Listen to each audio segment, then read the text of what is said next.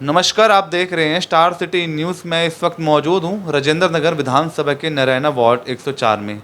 हमारे साथ इस वक्त मौजूद हैं आम आदमी पार्टी से संदीप मैनी जी, जो कि कोषाध्यक्ष हैं वार्ड 104 से। आइए मिलते हैं, इनके विचारों को लेकर बात करते हैं। सर, मेरा आपसे पहला इंट्रोडक्शन है सर। आपकी राजनीति की जो शुरुआत हुई सर आम आदमी पार्टी में, कैसे आपका जुड़ना हुआ?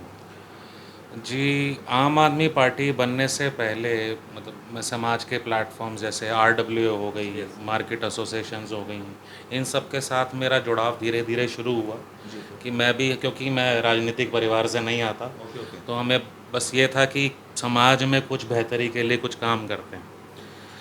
तो धीरे धीरे उसमें उस डायरेक्शन में आगे चले और लोगों से मिले, लोगों से सीखा, उनकी समस्याएं छोटी बड़ी समझी, कभी जब तक ठीक हुई वो ठीक भी करी। फिर धीरे धीरे आम आदमी पार्टी का उदय हुआ, उसको भी हमने उस परिवेश में देखा और देख के लगा कि नहीं, ये पार्टी कुछ अलग है बाकियों से, और एक युवा जोश भी इस पार्टी में था हमेशा से। तो उस वजह से मैं इसके साथ जुड़ा, और जहाँ जुड़ा और आज मेरे ख्याल 9-10 सालों का सफ़र हो गया, हम साथ ही हैं। तो जब जब पार्टी जहाँ जो भी जिम्मेवारी देती है उसको पूरा करते हैं। अच्छा सर, दुर्गेश पाठक जी यहाँ से विधायक चुने गए हैं राजेंद्र नगर से। पहला आप उनको क्या संदेश देना चाहेंगे?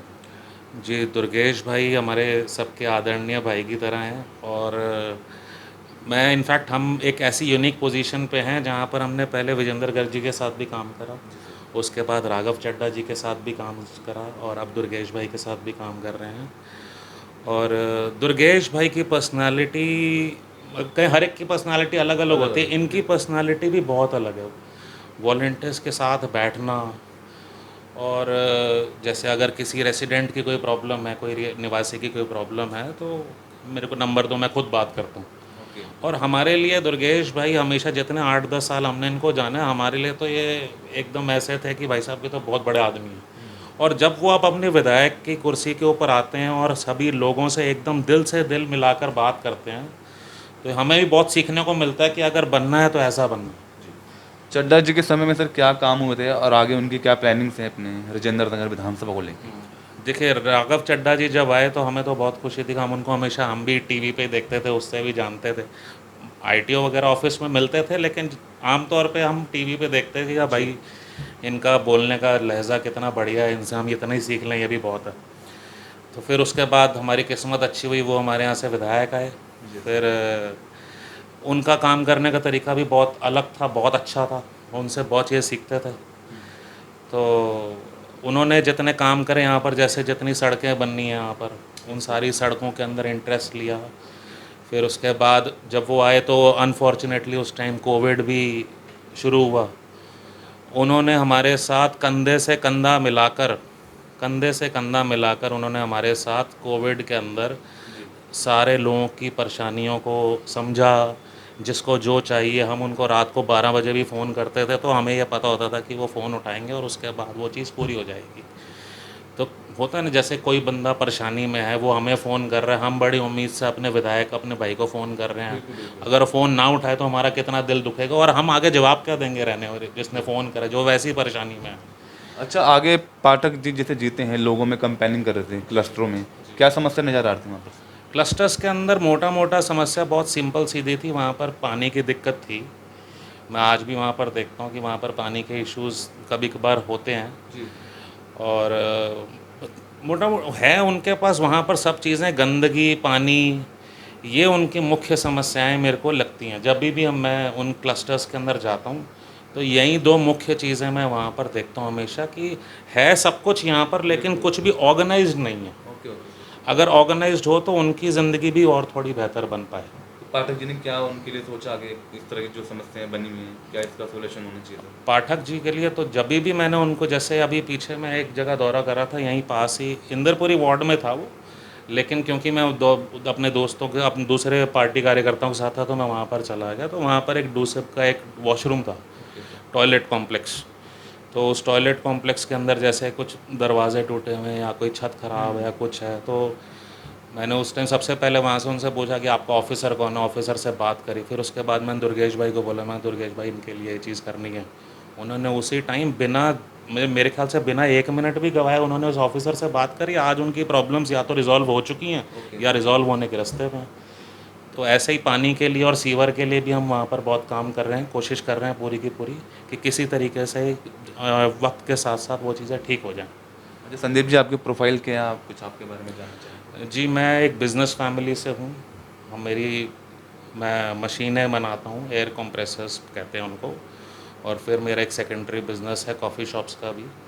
तो मैं हमेशा से कंपनी के अंदर मैनेजमेंट कैसे करना, लोगों का वक्त कैसे बचे, काम सबसे अच्छा कैसे हो, सबसे तेज़ कैसे हो, यही हमारा हमेशा काम रहा है, यही हमने हमेशा करा।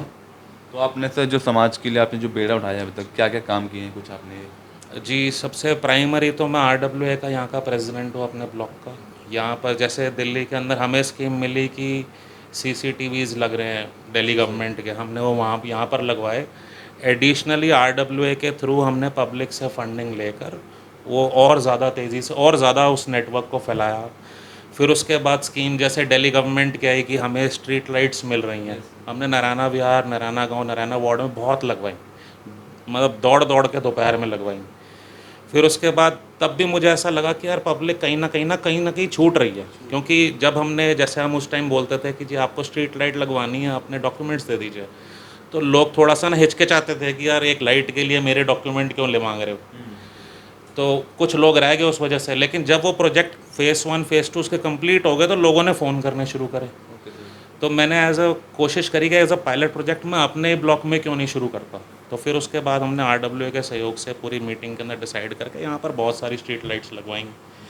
फिर यहाँ का जब रोड्स वगैरह बनी, उस रोड्स के अंदर पब्लिक से बात करने को, कि अब होता क्या है कि जब एक प्रोजेक्ट पब्लिक के बीच में बन रहा होता है ना, तो ये भी एक नई चीज़ थी मेरे लिए भी सीखने के लिए कि वो प्रोजेक्ट जब पब्लिक का जो प्रोजेक्ट है ना, उसके अंदर सभी आके अपनी राय शुमारी करते हैं और उनका हक भी है, उनका पैसा है, उनको करना भी चाहिए।